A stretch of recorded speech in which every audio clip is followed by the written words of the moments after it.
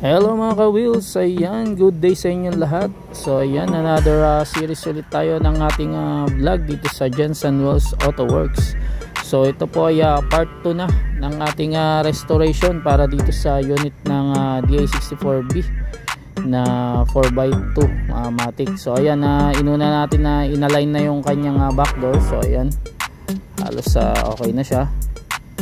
Ayan, so ngayon naka-schedule siya for top PMS tsaka change oil. Ayan, then change manual transmission oil. Maglalagay tayo ng GEP na 90 GEP 90 na 3 liters. Ayan, so magkakalas tayo dito ng throttle body as usual ng intake manifold tsaka injector, then magpapalit tayo spark plug tsaka injector. Ayan, so dito nagsisimula na tayo magkalas. Ayan, natapos na natin yung kanyang back door, yung alignment. Ayan, so ito po ay dumaan din sa kung mapapanood nyo yung ating part 1, dumaan ito sa correction ng kanyang conversion. Then nag-flashing tayo sa kanyang radiator. Ayan, then nag-change din tayo ng kanyang coolant. So ituloy na natin ang ating top PMS. Let's go mga ka-wheels.